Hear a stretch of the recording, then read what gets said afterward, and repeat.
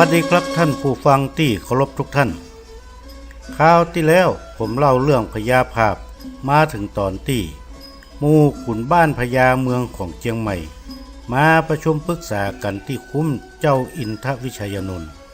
ถึงเรื่องการกดขี่ข่มเหงของเจ้าภาษีนายกรอีกทั้งความบ่พอใจที่หมู่สยามเจ้าใต้ประหารหมู่ของพญาโกหาด้วยการแห่ประจานก่อนตัดหัวซึ่งเจ้าเชียงใหม่คับแค้นใจยิ่งนักคราวที่แล้วผมเล่ามาถึงตอนนี้วันนี้ก็เป็นโอกาสอันดีที่ผมจะได้เล่าถึงพญาภาพให้ท่านฟังต่อไป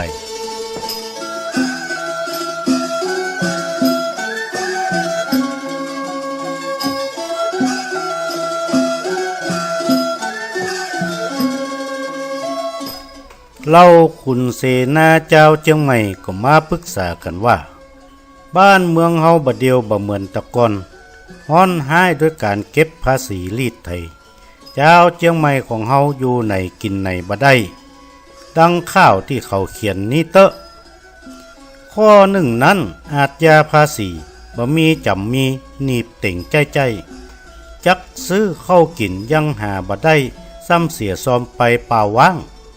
คนเก็บก็ขี่ตึงวันบ่ยั้งเกือบจักกึ่งบ้านเมืองคอนห้องเท่าแก่ข้าวผมปอข่าวปอนบ้านเกิดเมืองนอนบ่แหนมอยู่ได้หมู่เขาตั้งหลายได้ฟังข่าวก็ปากันกัดอกกัดใจยิ่งนัก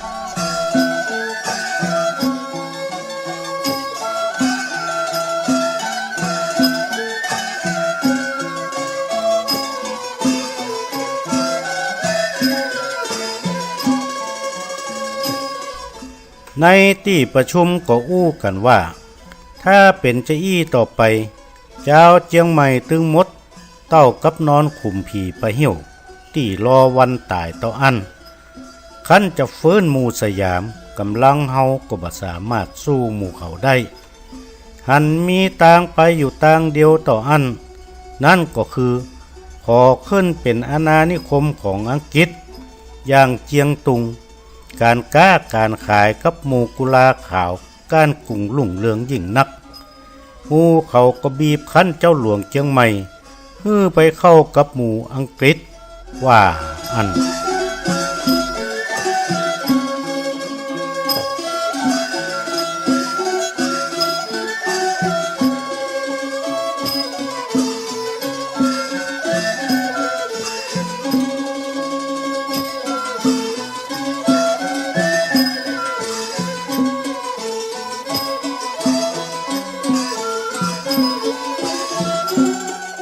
เจ้าหลวงเจียงใหม่เจ้าวิชัยนนท์ก็บอกปากได้กระนั่งดักจื้อกือเป็นมึนเป็นนานสุดท้ายก็ทนแรงบีบคั้นบ่ไหวก็ว่าเมื่อหมู่ตั้นตั้งหลายหันดีหันงามกันเป็นเจ้าอี้ก็ตกลงตามนั้นแต่เฮายังห่วงเจ้าดารารัศมีลูกสาวคนล่าของเฮาที่เป็นสนมอยู่ยังกรุงเทพเมืองสยาม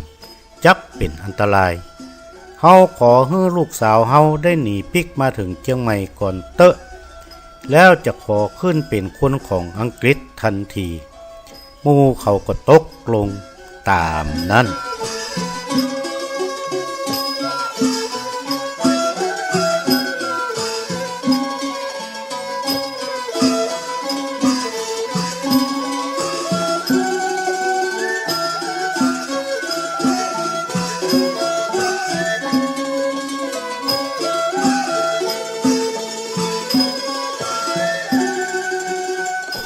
ข่าวการสู้รบกันที่ดอยกิวนก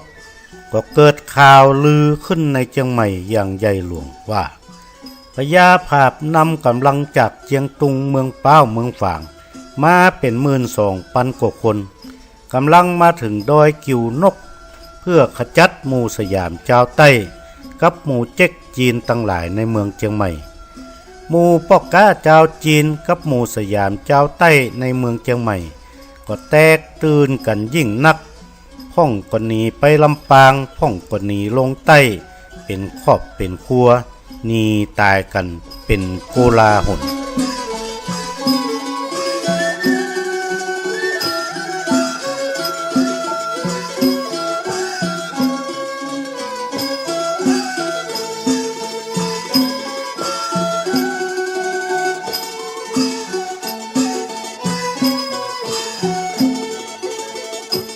การแตกตื่นของเจ้าเมืองเชียงใหม่ประกอบกับเจ้าบุรีรัตน์ก็ยังเผด็จศึกที่ดอยกิวนกยังบ่ได้ก็ทำให้เจ้าโสนบัณฑิตฮ้อนใจยิ่งนักทำรายงานส่งกรุงเทพให้รัฐบาลสยามในใจความว่าพญาภาพยกกำลังเข้ามายังเมืองเปาพบกันอยู่ที่ดอยกิวนกยังบ่สามารถเอาชนะได้มีข้อหน้าสงสัยว่าหมู่ข้าราชการเจ้าเจียงใหม่คงจะให้การสนับสนุนพญาภาพเพราะมีหมู่เมืองฝ่างเมืองเปาเข้ากับพญาภาพมากนัก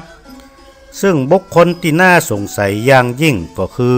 อุปราชเมืองเจียงใหม่เจ้าอินทวโรรสส่วนเจ้าหลวงอินทวิชัยนนท์บัดน่าจะมีส่วนเกี่ยวข้องในเรื่องนี้และขอรัฐบาลส่งทหารพร้อมอาวุธหนักมากำราบปราบปรามหมู่ต่อต้านในเมืองเชียงใหม่กำเตอะว่าอัน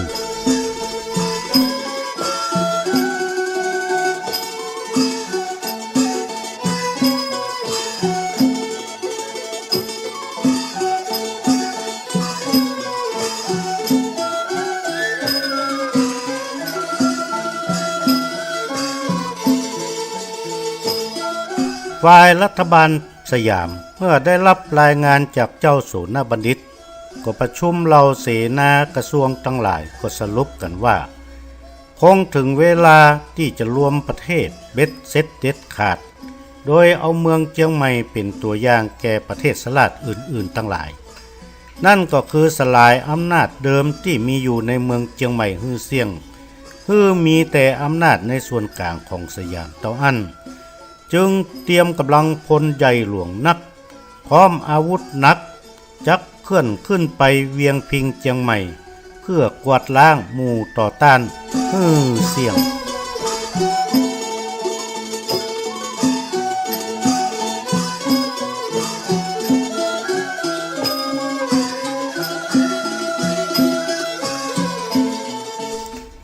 ท่านผู้ฟังที่เคารพครับ